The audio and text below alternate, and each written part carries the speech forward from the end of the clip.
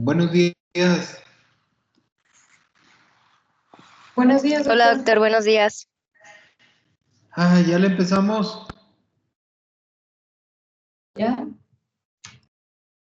Ok. Entonces, bueno, en resumen, decíamos ayer, el TOC actualmente parece que ocurre con mucha mayor frecuencia de la que pensábamos. Eso es uno. Y otro, probablemente empieza más temprano de lo que pensábamos en los años 70 o en los años 80, ¿no? Entonces, bueno, una cosa importante es pues tener la capacidad luego de detectarlo lo más pronto que se pueda.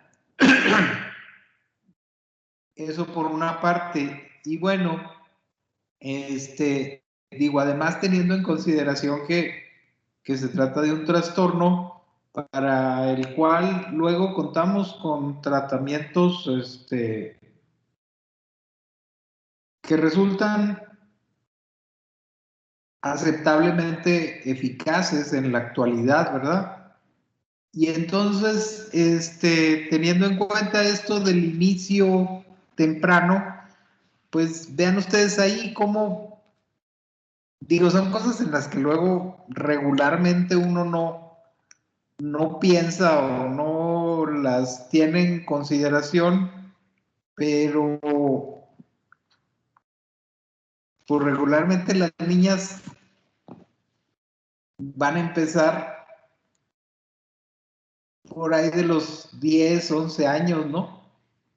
Pero los niños en promedio van a empezar 2 años antes y además tienen más familiares que también tienen TOCs o tics, tienen sintomatología más severa y también más comorbilidad con trastorno. Entonces, bueno, esto corrobora a lo mejor aquel dicho que dice que, que si eres varón,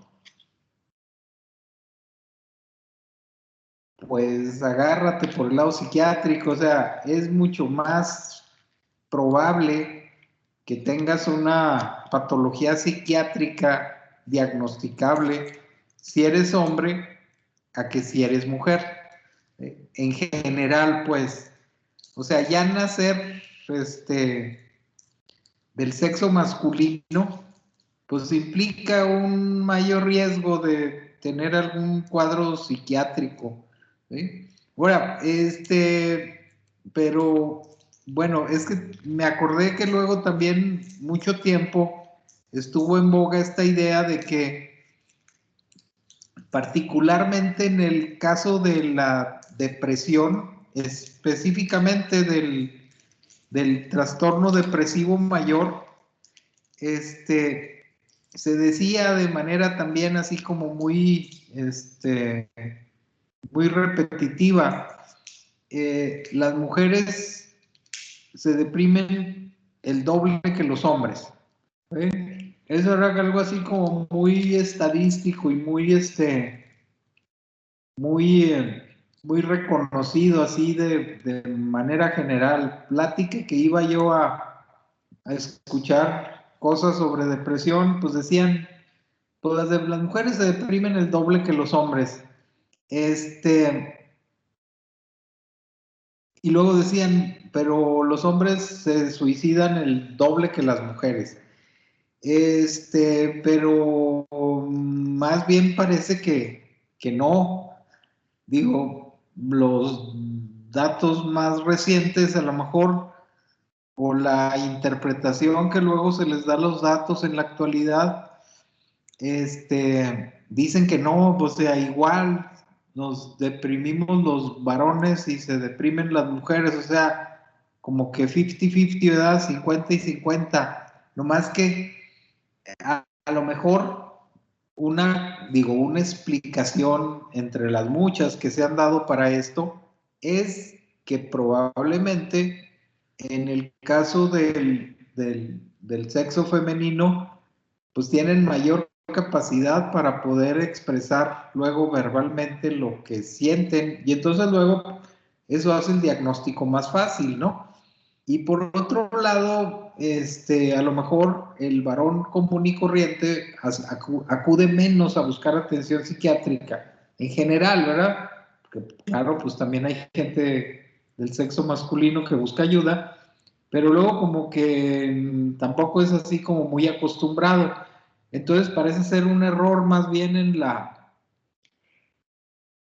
manera como se ven las cosas, lo que hace parecer que las mujeres se depriman más, pero no, parece que en eso también estamos parejos, ¿no? Lo cual no quita lo que les dije hace rato, si naces varón regularmente tienes más riesgo de padecer un trastorno mental. Y bueno, regresando acá a la cuestión del TOC,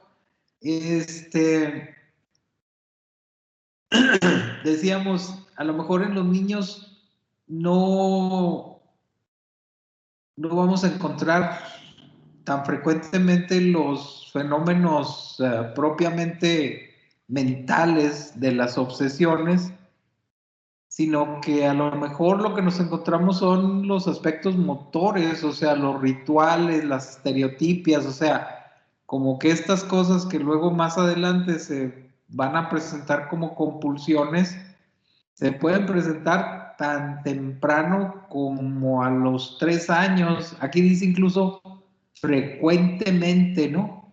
Y por supuesto, pues esto nos lleva al hecho de que, si empieza más temprano, pues regularmente va a haber más compulsiones que obsesiones, ¿no? Digo, seguramente un fenómeno relacionado con la edad. Y bueno, pues acá está este señor, digo, como ejemplo de alguien con TOC. Si quieren revisar su biografía, incluso hay una película ahí, con este cuate, que luego salen todas las películas, ¿no? Bueno, no me acuerdo cómo se llama, un galán ahí del cine. Pero bueno, también sirve acá la mención de la película por aquello de recomendarles también, digo, quienes estén interesados en este rollo y digo, en este rollo de los trastornos psiquiátricos y de las alteraciones de la conducta, como son cuestiones que luego tienen que ver mucho con asuntos emocionales y experienciales y demás, y se manifiestan pues en las conductas que tienen que ver con las relaciones interpersonales, pues luego resulta que hay muchas películas que luego ilustran de manera a veces muy clara la cuestión de la sintomatología psiquiátrica. Entonces, bueno, este asunto que luego le llaman la psicopatología fílmica o algo así por el estilo, pues ahí está disponible para todos ustedes, sobre todo ahora que hay chance de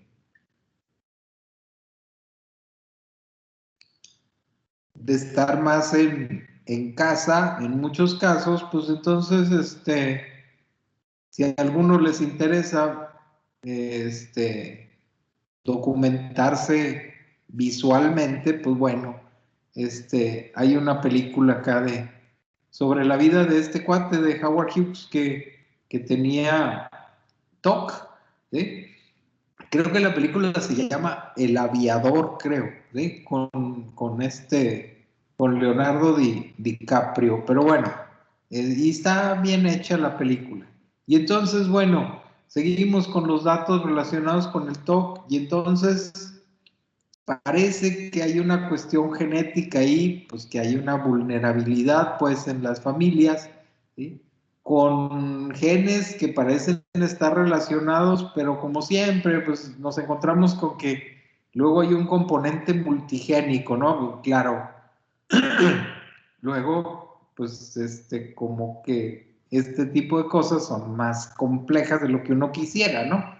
De tal forma que se han llegado a identificar variantes, pues, del propio cuadro del TOC de tipo no familiar o de tipo familiar, y también esta familiar con o sin la presencia de los tics, que les comentaba yo que luego son un fenómeno que luego se asocia con mucha regularidad a los cuadros de TOC. Bueno, ahorita más adelante vamos a mencionar la cuestión neurofisiológica, entonces a lo mejor nos aclara un poquito. Parece que hay más posibilidades de tener un trastorno de ansiedad si tienes TOC a que si no tienes TOC. O sea, lo que dijimos ayer, ¿no? Casi que siempre te vas a encontrar al paciente que tiene TOC con otra patología comórbida, ¿no? Y aquí un dato que, bueno, pues ahí lo pongo porque me lo encontré en algún lado que no recuerdo en dónde, pero nos sirve para mencionar aquí un antidepresivo, que es un antidepresivo dual, ¿sí? La venlafaxina, que se utiliza de manera muy amplia en la actualidad y que también se utiliza para el tratamiento del TOC, ¿sí? Y entonces, bueno, para eso nos sirve esto, y poner aquí este dato que les digo, me encontré por ahí, que es una pregunta tal cual, ¿verdad? Si los papás tienen TOC, a lo mejor el paciente actual o el hijo pudiera responder mejor a venlafaxina, pues digo, pudiera ser, ¿verdad? Pero bueno, pues es algo que les dejo ahí nomás para que lo reflexionen y que busquen más información si la encuentran y está más actualizada que esto, pues me avisan, ¿verdad? Entonces, bueno, aquí está lo que les estaba comentando ahorita. La cuestión de que muy probablemente estas dos regiones diferentes en el cerebro, con el paso del tiempo se han identificado como áreas importantes en la cuestión de la fisiopatología del TOC. Esto es las regiones de adelante, acá el córtex prefrontal y las áreas relacionadas con el movimiento, es decir, los ganglios basales, particularmente el núcleo caudado entre los ganglios basales, están como muy relacionados con la fisiopatología de este trastorno que conocemos como TOC, ¿no? Y digo, no es nada raro de suponer, digo, a estas alturas, pues, del partido, cuando ya hay conocimientos como más específicos sobre el hecho de el funcionamiento en los diferentes segmentos, pues, del sistema nervioso central, si tomamos en consideración que las áreas frontales tienen que ver con asuntos relativos a la planificación de la conducta, ¿no? Y a estas cosas que hacemos los seres humanos y que luego le llamamos predicción, ¿no? O sea, vaya, en tanto más elementos luego tenemos y más variantes relevantes vamos conociendo a lo largo del tiempo, pues sabemos, digo, o tenemos una idea muy clara sobre qué es lo que va a suceder, ¿sí? Tampoco quiere decir que seamos adivinos ni nada extraño ni paranormal, ¿no? Pues si tienes evidencias, luego sabes para dónde, digo, luego ya sabes de qué lado masca la iguana, ¿no? Digo que luego es lo que ustedes hacen o van a hacer como médicos, o sea, si juntan A, B, C, D, E, F, G, H, I, datos consecuentes en un determinado orden y en una cierta presentación, pues ustedes pueden predecir la evolución de un cuadro clínico con toda facilidad y muchas veces con gran certeza, ¿no? Entonces, bueno, de hacer eso se encarga, digo, también luego particularmente en cuanto a nuestro actuar diario, pues de eso se encarga la corteza orbitofrontal, ¿no? Pero además no se trata nomás de pensar por una parte, sino que por otro lado también se trata de hacer, o sea, hay una parte del funcionamiento del ser humano que luego está relacionada con la actividad, o sea, luego los pensamientos tienen su correlato motor, que luego se organiza y se modula a través de la actividad de los ganglios basales, les decía, particularmente del núcleo caudado. Y esto viene acaso acá porque, pues bueno, todas estas informaciones se han ido recabando con el paso del tiempo en un trastorno que se consideraba era una entidad casi exclusivamente psicológica. O sea, hasta hace algún tiempo, digo algún tiempo, me refiero a algunas décadas, se consideraba que el trastorno obsesivo compulsivo pues era un cuadro que tenía una génesis psicogénica. Esto es, que era causado por cuestiones de tipo psicológico, muy específicamente causado por situaciones que el sujeto vivió particularmente durante la infancia, ¿sí? Y bueno, digo, se los menciono porque pues eso duró años y años y años y en muchos textos, por supuesto, textos un poquito más atrasados, se van a encontrar ustedes que las razones que se daban para que existiera el TOC eran particularmente traumas y específicamente traumas de tipo psicosexual relacionados con eventos infantiles que luego se manifestaban en el adulto en forma de un trastorno obsesivo compulsivo, ¿sí? Muy particularmente porque a principios del siglo XX y luego no habiendo otra forma de explicar por qué la persona tenía TOC, ¿sí? Dio la casualidad que en ese momento aparece con todo su esplendor el desarrollo de la corriente psicoanalítica del pensamiento y entonces pues hay como esta tendencia luego a tratar de explicar toda la conducta humana, la normal y la patológica, en base a los eventos que sucedieron en la infancia, ¿sí? Y específicamente aquí en el caso del TOC, el fundador del psicoanálisis, el doctor Sigmund Freud, describe en una de sus, eh, de sus relatos clínicos el caso de un hombre joven que tenía TOC, particularmente la idea morbosa, o sea, morbosa por enferma, ¿no? Porque el sujeto también consideraba que le causaba mucha molestia de que una rata se le iba a meter por el ano, ¿sí?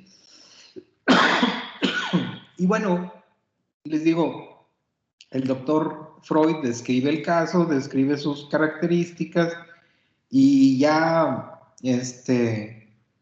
investigando los antecedentes del muchacho y la historia de él, pues se da cuenta de que tuvo ciertas experiencias, pues medio relacionadas con aspectos del funcionamiento sexual.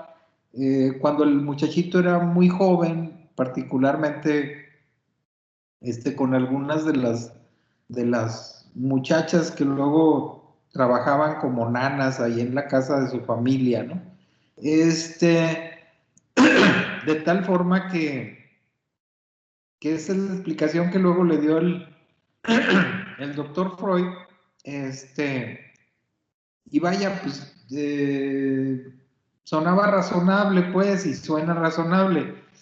Y les repito, pues en ese momento, a lo mejor principios del siglo XX, 1915, 1925, pues, por una parte, pues, los trastornos psiquiátricos que luego atendían los psiquiatras, pues eran nomás los trastornos más graves, o sea, realmente tenías que estar totalmente, digo, descontrolado para que te atendiera un psiquiatra, ¿no? Y todas las otras cuestiones que a lo mejor no eran tan graves, o sea, pues sí, piensas que se te va a meter una rata y luego, pues, ¿cuál es la bronca? Pues ahí síguele, ¿no? No pasa nada. Y pues de todas maneras la persona seguía sufriendo, ¿no? Y como no había elementos ni para atender a los pacientes, y por otra parte no había elementos para entender qué es lo que estaba sucediendo con pacientes que a lo mejor no tenían trastornos tan severos, digo, tan severos como una esquizofrenia o como un trastorno bipolar en un episodio maníaco donde el paciente andaba descontrolado o problemas demenciales o cosas por el estilo, pues alguien que tenía un TOC con alguna idea como esta que les estoy comentando, pues a lo mejor no llamaba mucho la atención, ¿no? Y además no había mucho que hacerle. Pero luego, pues el doctor Freud tiene la paciencia de entrevistar al paciente, de verlo con regularidad, de llegar a las conclusiones que llegaron, y pues el paciente se tranquilizó y se mejoró también, ¿eh? Y uno dice, pues es que ya le diste al clavo, es que hiciste consciente lo inconsciente, es que resolviste en el plano terapéutico el conflicto que tenía este muchacho. Y digo, todo suena lógico y todo dice uno, pues ok, está bien. Y entonces, esa probablemente fue una de las razones por las cuales con el paso del tiempo se siguió considerando que esta onda del TOC era una cuestión así como, pues casi exclusivamente psicológica. Sin embargo, con el paso del tiempo y la aparición de nuevas maneras de ver las cosas en el área biológica, pues luego empezaron a aparecer todas estas cosas en el conocimiento general, todo esto que ven ustedes ahí, ¿no? Pues a las gentes con TOC se les encontró que el caudado izquierdo estaba como atrófico, a lo mejor no tanto, ¿sí? Pero la actividad en la corteza prefrontal derecha y el cingulado anterior estaba aumentada, el estriado más chiquito, el ventrículo medio mayor, o sea, en general menos materia blanca, el opérculo aumentado, o sea, alteraciones pues que a lo mejor en otro momento no eran evidentes y que con el paso del tiempo se han ido encontrando de tal manera que en la actualidad se considera el trastorno como un trastorno principalmente neurobiológico, pues. hay muchas alteraciones que se han detectado en los cerebros de pacientes con TOC, incluyendo todas estas que les estoy poniendo aquí. Y les pongo así todas estas evidencias actuales, digo, ya ni tan actuales, esto fácil debe tener 6 años por lo menos, o un poco más, ¿no? Pero no solamente cuestiones estructurales, como el hecho de que el cuerpo calloso de sujetos con TOC tenga normalidades, ¿no? O que, digo, y luego, fíjense, está normal y es el que conecta la corteza prefrontal con el estriado, pues bueno, ¿sí? Y además, en algunos sitios está anormal también la mielinización, de forma que pues, no es descabellado pensar que eso haga que la señalización no sea la más correcta, ¿no? Eso por el lado estructural y luego por el lado bioquímico, pues también se han detectado anticuerpos antineurales precisamente contra el caudado y el putamen en sujetos con TOC, ¿no? Además de que el N-acetilaspartato está deficiente, ¿sí? Y esta deficiencia se ha correlacionado de manera inversa con la severidad del trastorno, o sea, menos N-acetilaspartato TOC más grave. Vaya, se ha correlacionado de manera inversa, pues, ¿no? Y además, evidencias que luego han surgido ya después de que sabemos que los inhibidores de recaptura de serotonina, los antidepresivos usuales en la actualidad, provocan que el metabolismo que en el sujeto con TOC, en estas áreas orbitofrontales está aumentado, pues luego se reduce, ¿no? Y otras alteraciones como la concentración exagerada de glutamato o el volumen talámico disminuido, digo, aumentado, que luego se disminuye, se observa en chavitos que han sido tratados con paroxetina, ¿sí? Y bueno, pues eso a lo mejor, les digo, se pone como pregunta también, porque luego aquí la cuestión es que en ocasiones resulta difícil saber qué fue primero, ¿no? Si el huevo o la gallina, porque luego, por ejemplo, aquí en este ejemplo que les estoy poniendo, pues fueron chavillos que también recibieron terapia cognitivo-conductual, que luego es la terapia que por su relativa facilidad de aplicar, pues es la que más extensamente se utiliza, además del hecho de que hay también evidencias de que funciona. Entonces, bueno, les comentaba que uno pudiera pensar que a lo mejor las alteraciones que se mejoraron en el caso de estos chavitos, pudieran ser resultado más bien del efecto del medicamento y no propiamente del efecto de la terapia psicológica. Pero bueno, ahí entramos en esa área que les estoy mencionando. Pues habría que ver, por eso lo pongo aquí como pregunta, porque luego también uno puede pensar, no, pues la cosa es que ya te mejoraste y por eso a lo mejor tu cerebro se modificó, pero el asunto es que las situaciones estas pueden ir en ambos sentidos. Entonces, bueno, pues conforme vayamos teniendo más información, pues seguramente vamos a ir entendiendo más claramente todo esto, ¿no? Pero, decíamos entonces, un mal funcionamiento a lo mejor, digo, que luego se relaciona también con una estructura anómala en el cerebro de los sujetos con TOC, que luego además tiene correlatos neurobioquímicos, ¿sí? Y seguramente también cuestiones de tipo genético involucradas, pues todo eso hace que las áreas pues relacionadas con este trastorno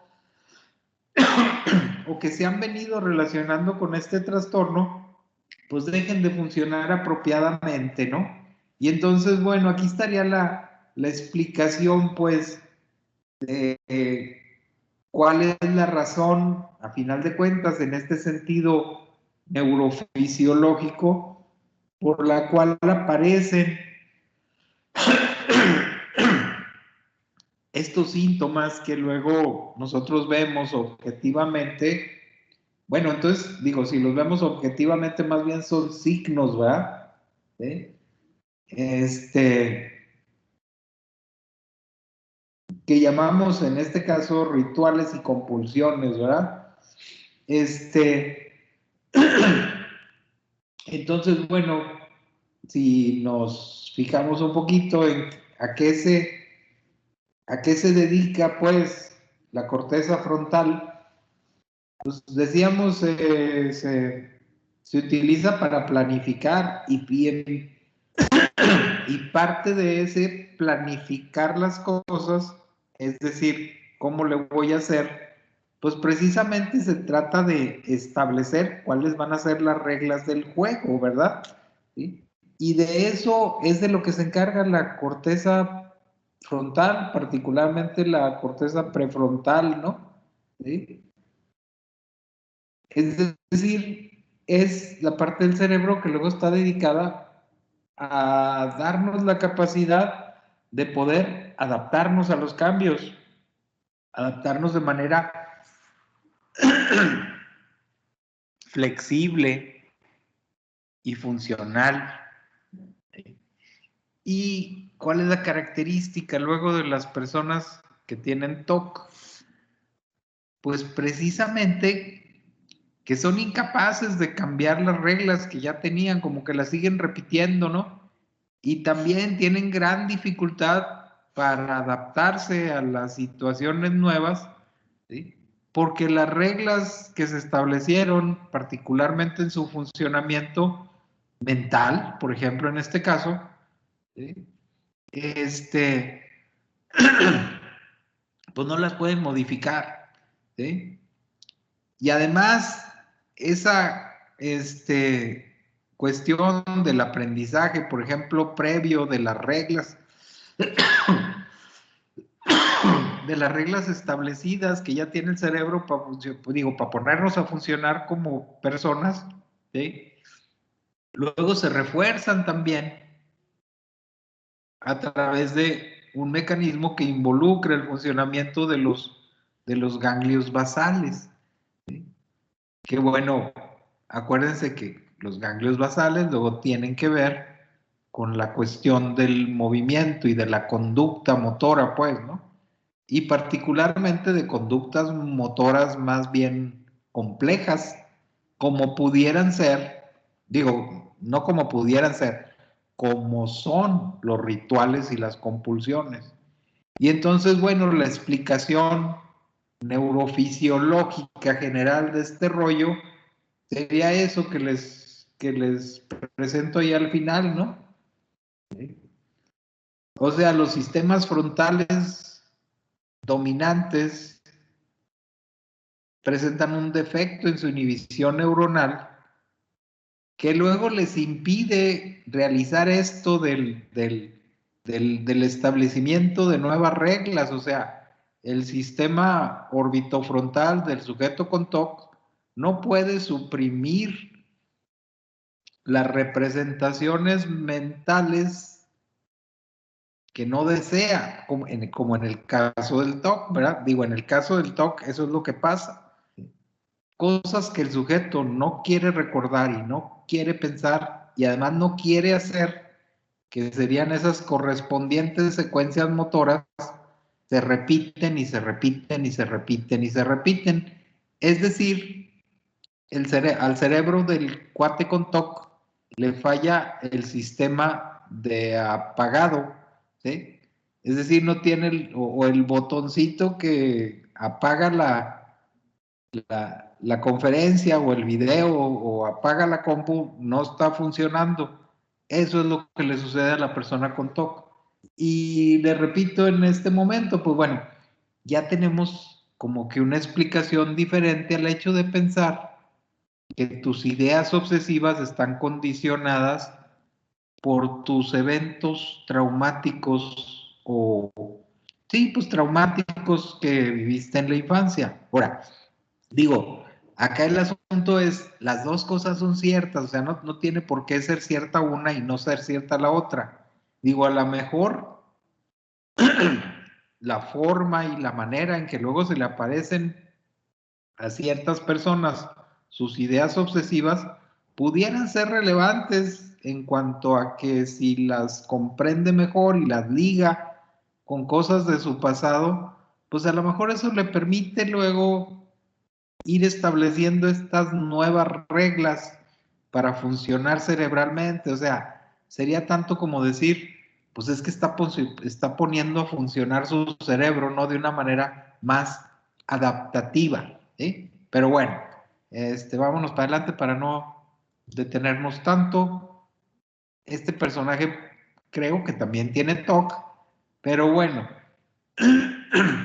a final de cuentas, esta sería la explicación en el sentido neuropsicológico del asunto.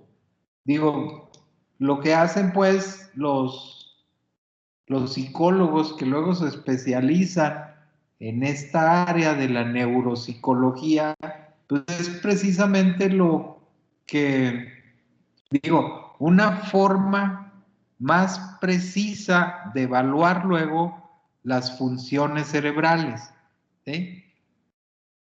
Digo, las funciones cerebrales luego se pueden evaluar de maneras mucho más detalladas y entonces los hallazgos neuropsicológicos que se han encontrado en personas con TOC pueden ser interpretados precisamente como manifestaciones de alteraciones en las áreas frontales y en el núcleo caudal. Y en este sentido, hallazgos importantes son esto: una alteración en la respuesta de inhibición oculomotora que luego afectaría directamente la capacidad de la persona para suprimir las respuestas, que es lo que luego le pasa a la persona con TOC, ¿no? O sea, no puede suprimir la respuesta. ¿Y a qué respuesta nos estamos refiriendo aquí?